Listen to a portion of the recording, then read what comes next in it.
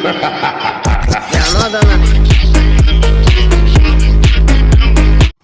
Guys, सुरासर सोवियन के 36 episode को start करते हैं। तो स्टोरी के स्टार्टिंग में हम देखते हैं एक नौकर को जो कि उसके मालिक के पास आते हुए बोलता है, मास्टर चेंग हुई आपसे मिलना चाहते हैं और वो बाहर खड़े हुए हैं, क्या मैं उनको अंदर बुला लूं?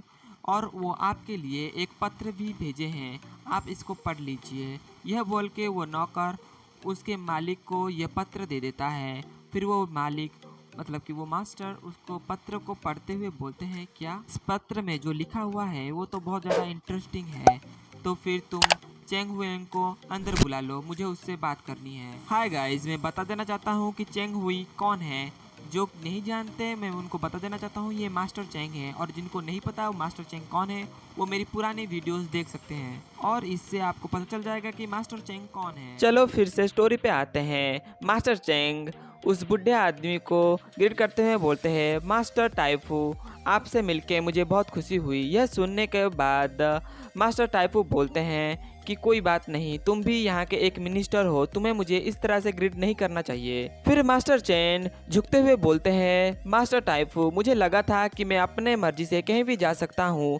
यह बात सुनने के बाद मास्टर टाइफू बोलते हैं, कोई बात नहीं, तुम यहाँ पर आए मुझे बहुत अच्छा लगा, जाओ और थोड़ी सी रेस्ट ले लो, क्या तुम मेरे साथ दारू पीना चाहोगे? यह बात सुन के मास्टर चेंग भी बोलते हैं, हाँ जी, आपके साथ मैं दारू पीना चाहूँगा। फिर हम देखते हैं कुछ समय बाद मास्टर चेंग और मास्टर टाइफू आमने सामने बैठे हुए होते हैं और वो दोनों कुछ पी रहे होते हैं। जैसे ही मास्टर चेंग उस मदिरा को पीते हैं वैसे ही वो थोड़े से हैरान हो जाते हैं और वो बोलते हैं, ये घटिया बुढ़ा मेरे साथ ट्रिक खेलने की कोशिश कर रहा है और इसने इस मदिरा में टैंग जियान जेल मिला दिया है। इस बुढ़े को क्या लगता है, क्या मैं इस छोटी मोटी ट्रिक से बच नहीं पाऊंगा? यह बोल के वो अपना कोई ट्रिक करता है और उस पॉइजन को नलिफाई कर देता है अपनी एक टेक्निक से। फिर मास्टर टाइफू मास्टर चेंग से बोलते हैं कि तुमने जो लेटर में मुझे लिखा था क्या वो सच है? यह सुनने के बाद मास्टर चेंग बोलते हैं, जी ये बिल्कुल सच है। फिर मास्टर टाइफू बोलते हैं, अगर तुमने जैसा बोला, अगर वो बंदा वाकई इतना शक्तिशाली है तो वो यूनिवर्सल टेम्पल में एडमिशन ले सकता है। फिर मास्टर चेंग बोलते हैं, इसी वजह से मैं आपसे यहाँ पर मिलने आया हूँ। यह बात सुनकर मास्टर टाइफू बोलते हैं, तुम्हारा कहने का मतलब क्या है? फिर मास्टर चेंग बोलते हैं, एक स्टूडेंट का मतलब होता है सोल सर्चिंग करना और मुंह के पास एक बहुत ही अद्भुत टाइप का सोल है, उसको मैं अपने लिए यूज कर सकता हूँ, लेकिन एक बड़ी दिक्कत है, वो बुजाओ माउंटेन में है, इसी वजह से मैं उसको वहाँ पर जाकर ढूंढ नहीं सकता। अगर मैंने ऐसा किया तो मेरे लिए बहुत ज़्यादा प्रॉब्लम होगा।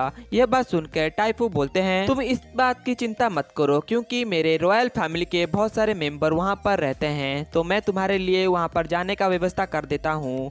यह बात सुनकर मास्टर चेन बहुत ज़्यादा खुश हो जाते हैं और वो ग्रीड करते हुए बोलते हैं, मिनिस्टर आपके इतना मदद करने के लिए बहुत ज़्यादा धन्यवाद। बोलने के बाद मास्टर चेन उनके मदिरा के पात्रों को फुल करने की कोशिश करते हैं, लेकिन मास्टर टाइफू उनको रोक देते हैं।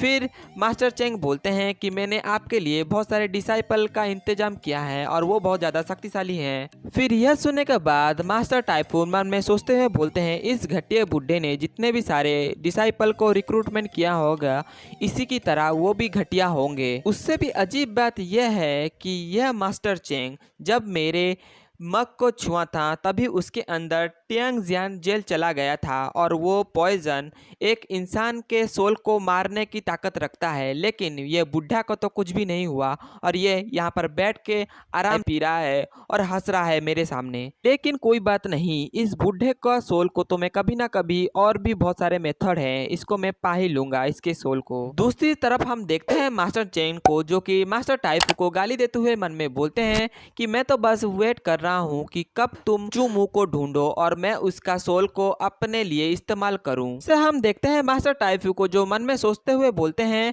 कि जब ये दोनों मेरे हाथ पे चढ़ जाएंगे तब मैं इन दोनों को ही सैक्रिफाइस कर लूंगा और इन दोनों का सोल मेरा होगा। फिर तभी सीन चेंज हो जाता है और हम देखते हैं मुंह के डेमन टावर को, जहाँ पर मुंह के डेमन टावर में मुंह खड़ा हुआ होता है और बोलता है, ये ऑलमोस्ट मेरा खत्म हो चुका है। फिर यह बोलकर प्रिंस जैंग वान थर्ड फॉर्म को यूज करता है। यह एक टेक्निक होता है जो कि मुंह यूज करता है, लेकिन यह वो ठीक से कर नहीं पाता, इसके कारण उसका टेक्निक बीच में ही टूट जाता है। फिर मुंह बोलता है कि मैं अभी तक मल्टी इल्यूजन को ट्रांसफॉर्म नहीं कर पा रहा हूँ।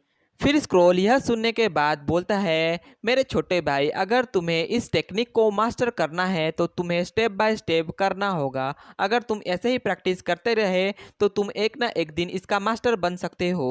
फिर यह बात सुनकर मुंह भी बहुत ज़्यादा रोते हुए चेहरा बनाते हुए बोलता है कि तुमने ठीक बोला कि मैं बहुत ज़्यादा घटिया हूँ, क्योंकि मैं बुजाओ माउंटेन में हाफ अ मंथ आ चुका हूँ, लेकिन अभी तक मैंने मल्टी इल्यूजन को प्रैक्टिस नहीं किया है। आई होप मैं इस मल्टी इल्यूजन को कुछ ही दिन में मास्टरी कर लूं। फिर मुंह बोलता है कि मैं यह बात के लिए बहुत ज़्यादा परेशान नहीं हूँ, मैं एक चीज़ के लिए बहुत ही ज़्यादा क्यूरियस। फिर यह सुनने के बाद स्क्रोल बोलता है, तुम किस वजह से क्यूरियस हो? फिर मुंह स्क्रोल को बोलता है कि मैं देख रहा हूँ तुम कुछ दिनों से सिर्फ मुझे प्रीमोडियल स्वॉर्ड जित्सु को ही प्रैक्टिस करवा रहे हो, ऐसा क्यों है? क्या तुम नहीं चाहते कि मैं अपना कल्टीवेशन इंप्रूव करूं और ओरिजिनल एसेंस ऑफ हेवन को प्रैक्टिस करूं? इससे कोई फर्क नहीं पड़ता कि मेरा स्वॉर्ड कितना ताकतवर है, अगर मेरा एसेंस ऑफ हेवन बिल्कुल भी इंप्रूव नहीं होता तो मैं बहुत ही ज़्यादा मुश्किल में पड़ जाऊंगा और मैं कभी भी एक ह्यूज ब्रेक थ्रू नहीं कर पाऊंगा अपने कल्टीवेशन में। फिर यह बात सुनकर स्क्रोल बोलता है कि तुम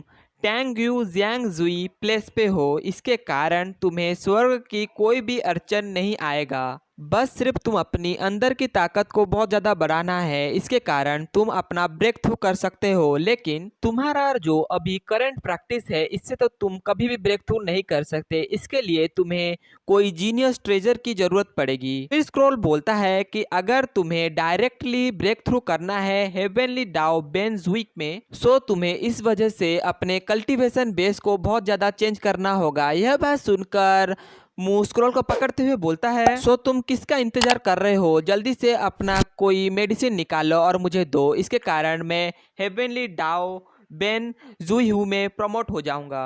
यह बात सुन के स्क्रोल थोड़ा सा हंसते हुए बोलता है कि इससे सारी ट्रेजर मेरे पास अभी नहीं है, तुम कहीं और से इस ट्रेजर को ले आ सकते हो, इसके कारण तुम अपने कल्टीवेशन बेस को चेंज कर सकते हो और तुम डायरेक्ट ब्रेक थ्रू भी कर सकते हो।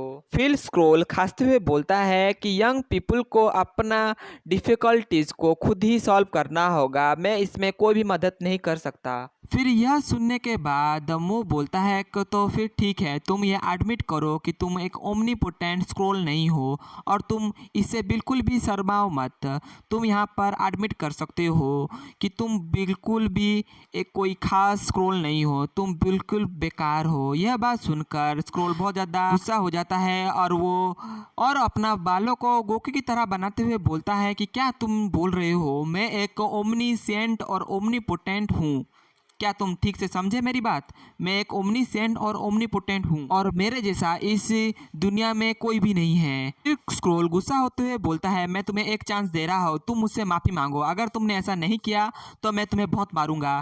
फिर हम देखते हैं मुंह को, जो कि उसकी बातें नहीं सुनता और उसको अजीब अजीब चेहरा बना के स्क्रोल को चिढ़ाने लगता है। यह देखकर स्क्रोल बहुत ज़्यादा गुस्सा हो जाता है और अपना कोई टेक्निक यूज़ करके मुंह को बहुत मारता है। फिर हम देखते हैं मुंह को, जो कि स्क्रोल ने इतना मारा होता है कि उसके सिर में अंडा हो गया होता है। फिर मुंह रोते हुए बोलता है कि क्या मैं तुम्हारे साथ छोटा सा मजाक भी नहीं कर सकता? तुमने मुझे इतना मारा है कि मैं ठीक से सांस भी नहीं ले पा रहा हूँ, मुझे लग रहा है कि मैं मर जाऊंगा। फिर हम देखते हैं स्क्रोल को, जो कि बोलता है कि मैं अभी कंफर्टेबल हूँ और वो मुंह को देखते हुए बोलता है, तुम बच्चे मेरी बात ठीक से सुनो, अगर तुम कभी भी मेरे साथ ऐसा करोगे तो तुम ऐसे ही मेरे से पिटोगे, सो तुम आगे से ध्यान रखना कि तुम मेरे साथ इस तरह का मजाक मत करना। फिर हम देखते हैं मुंह को, जो कि हूँ में सर हिलाता है। फिर स्क्रॉल बोलता है, आज मेरा मूड बहुत ज़्यादा अच्छा है, सो मैं आपको एक जानकारी देना चाहता हूँ।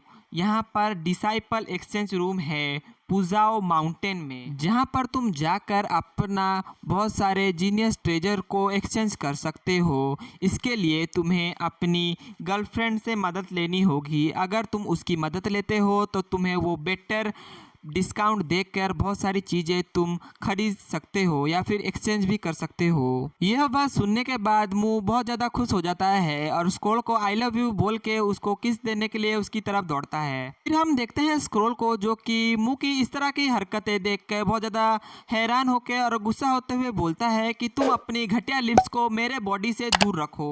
फिर यह सुनने के बाद मुंह रुक जाता है और अपनी एक कम्युनिकेशन डिवाइस को यूज़ करते हुए यंग से बात करते हुए हुए बोलता है कि तुम कहाँ पर हो, मुझे तुमसे बात करनी है। यह बात सुन के भी यंग याओ बहुत ज्यादा खुश हो जाती है और वो बोलती है कि ब्रदर मैं आपके पास आ रही हूँ, आप थोड़ी देर इंतजार करिए मेरे लिए। फिर हम कुछ देर बाद का समय देखते हैं जहाँ पर यंग याओ आ गई होती है और वो बहुत ज़्यादा ब्यूटीफुल दिखती है और वो उसको देखकर मुंह बोलता है कि वाह, इसके तो और भी ज़्यादा बड़े बड़े हो चुके हैं। यह बोल के मुंह यंग याओ के आगे पीछे होने लगता है। फिर यह देख के यंग याओ बोलती है क्या मुझे यहाँ पर ऐसे ही देखते रहोगे, क्या हम यहाँ पर बैठ के बातें कर सकते हैं। फिर मुंह बोलता है आओ बैठ के बातें करते हैं। फिर यंग याओ बैठते हुए बोलती है कि आपने मुझे यहाँ पर क्यों बुलाया है। फिर यह बात सुनकर मुंह बोलता है कि मैं यहाँ पर तुमसे एक चीज़ जानना चाहता हूँ। यहाँ पर एक डिसाइपल एक्सचेंज रूम है बुजाओ माउंटेन में, सो मुझे बहुत सारी चीज़ें को लेना है, सो तुम मेरी इसमें मदद करो। फिर यह बात सुनकर यिंग यांग बोलती है कि बस इतनी छोटी सी प्रॉब्लम, चलो मेरे साथ चलो और मैं आपको रास्ता दिखाती हूँ। यह बोल के वो वहाँ से जाने लगते हैं। फिर हम देखते हैं वो उस एक्सचेंज रूम के सामने आ चुके होते हैं। फिर हम देखते हैं एक इंसान को जो कि पेड़ में सोया हुआ होता है। उसको देख के यंग याओ बोलती है कि ओल्ड ड्रिंक मैन तुम नीचे उतरो और हमारे लिए इस दरवाजा को खोलो। हाय गाइस, अभी के लिए इतना ही। इसके नेक्स्ट एपिसोड में हम देखेंगे कि वो ओल्ड ड्रिंक मैन कौन है, क्या वो यंग याओ की बातें सुनकर उस एक्सचेंज रूम का डोर खोलेगा या फिर नहीं। अगर आपको हमारी वीडियोस पसंद आती है तो हमें लाइक, सब्सक्राइब और बेल आइकन ऑन कर दीजिए। Thank you.